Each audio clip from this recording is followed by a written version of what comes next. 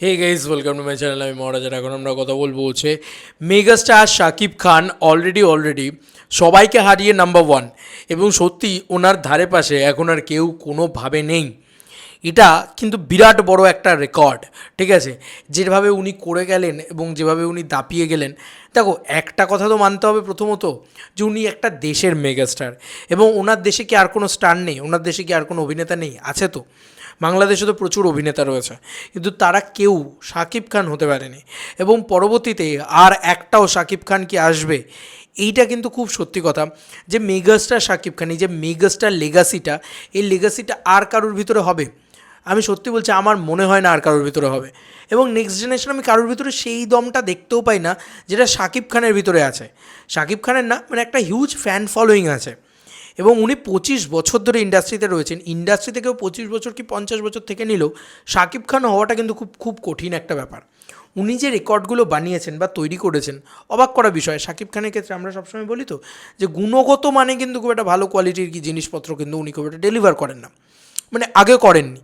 তারপরে ওনার এরম রেকর্ড, তার মানে ভাবো যে উনি যখন আজকে ভালো মানের জিনিসপত্র দিচ্ছেন, লাইক একটা তুফান, লাইক একটা বরবাদ, তাই তখন কিন্তু এরকম কালেকশন 60 কোটি টাকার বক্স অফিস কালেকশন আসছে। মানে এই লোকটার স্টারডামটাকে নিয়ে মানে জাস্ট রীতিমতো বলতে হয় যে একটা হিউজ একটা অডিয়েন্স আছে, প্রচুর ফ্যান ফলোয়িং আছে, গোটা দেশ একটা লোকের ফ্যান। তো এটা না খুব মানে খুব রেয়ার পাওয়া যায়। মানে দেয় কিছু মানুষকে, উপরওয়ালা দেয়, আমার এটাই মনে হয়। তো আমি জাস্ট তোমাদেরকে সিনেবাজের একটা পোস্ট দেখাচ্ছি। সত্যি বলছি, আমি আমি এখানে কাউকে ছোট না করেই বলছি, এই যে রেকর্ডটা, এই পার্টিকুলার রেকর্ডটা, এটার কিন্তু ধারে পাশে আর কেউ সত্যি বলছি নেই। নেই কিন্তু হ্যাঁ, যদি বলো তাহলে আমি বলবো যে এই রেসে ঘোড়া হিসেবে ছুটছে হয়তো আছে কিছু মানুষ, সেটা নিয়ে আমি কথা বলছি।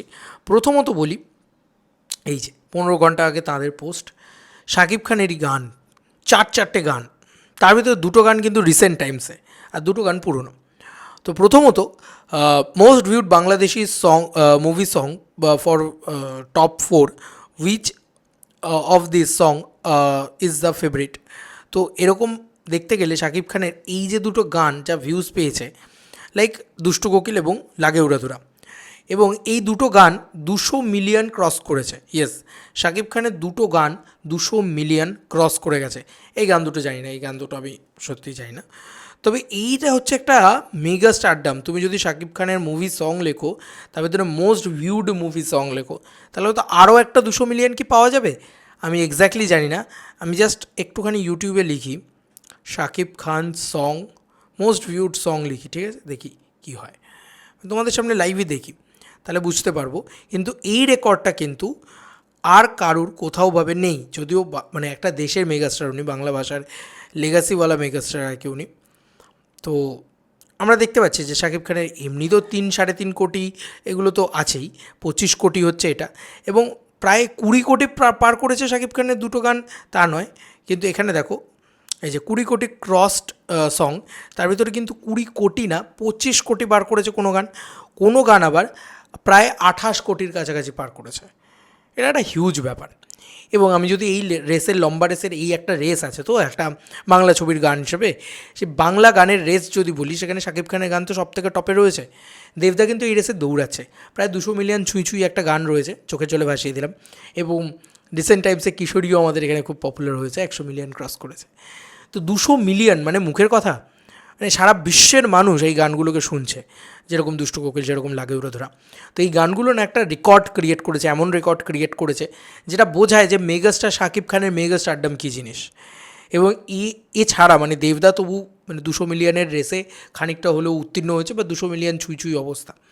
বাকি কিন্তু আর কারুর নাম আমি খুঁজে পাচ্ছি না যাকে আমি বলতে পারবো যে 200 মিলিয়নের পারতটা অ্যাটলিস্ট ছুঁতে পেরেছে, বা হয়তো 200 মিলিয়নের কাছাকাছি গেছে। যে 170 মিলিয়নের ওপরে গেলেও আমি বলতে পারবো যে তার গান এতটা পপুলার, কিন্তু 170 মিলিয়নের ওপরে কোনো গান কারুর যায় না, বাংলায় বলছি, বাংলা গানের ক্ষেত্রে বলছি। হ্যাঁ, একটা টুম্পা হয়তো আছে, কিন্তু সেটা তো কোনো সুপারস্টারের গান না, সেটা তো একটা ভাইরাল সং, সে তো একটা ননি ছি ছি ছিও রয়েছে উড়িষ্যাতে, সেটা তো আর মানে ওখানকার সুপারস্টারের গান না।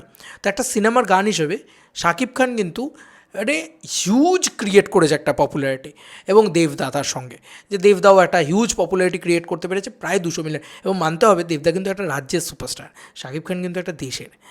এবং এইটা একটা বড় বড় বিষয় আর কি। তবে যাই হোক, শাকিব খান তো বাংলার গর্ব, এটা তো বলতেই হবে, বাঙালিদের গর্ব, এবং দেবদাও অলসো। বাট আর কারুর কিন্তু এই রেসে, মানে দেবদার নাম লিখিয়েছে এই রেসে বলা যেতে পারে, এই রেসে, ঘোড়ার রেসে দৌড়াচ্ছে। তো শাকিব খান চ্যাম্পিয়ন হয়ে গেছে, যে 285 মিলিয়ন একটা গানের ভিউজ। বাপরে বাপ, মানে ইটস টেরিফিক যে বাংলা গান এবং এত ভিউজ, এত ক্রেজ। এবং এর পরবর্তীতে যদি কেউ এটা ভাঙতে পারে, আমার মনে হয় শাকিব খানই হয়তো ভাঙতে পারে। এবং দেবদা তো আছেই, মানে রাজ্যের সুপারস্টার হিসেবে দেবদার নাম্বার ওয়ানে রয়েছে। পশ্চিমবঙ্গে যদি বাংলা গানের ভিউজ দেখো, তাহলে নাম্বার ওয়ানে পশ্চিমবাংলায় দেবদাই রয়েছে, আর বাংলাদেশে নাম্বার ওয়ান শাকিব খান। এবং বাংলাদেশ এবং ওভারঅল বাংলায় আর কি গান, সবথেকে ভাইরাল গানের হিসাবে দুষ্টু কোকিল নাম্বার ওয়ানে রয়েছে। দারুণ, মানে গানগুলো ইটসেলফ খুব ভালো ভালো হয়েছে, এবং শাকিব খানের মেগা স্টারডাম, এটাও তো বলতে হবে। মানে অন্য কারুর গান, এর আগেও অনেকের ভালো ভালো গান এসছে, বাট দুষ্টু কোকিল তো হয়নি একটাও না। দেখা যাক বরবাদের গান কি নতুন রেকর্ড করতে পারে, ভাঙতে পারে কি দুষ্টু কোকিলের রেকর্ড, ভাঙতে পারে কি লাগে উড়াধুরার রেকর্ড। চলো বন্ধুরা, নতুন কোনো ভিডিওতে দেখা হবে, বাই।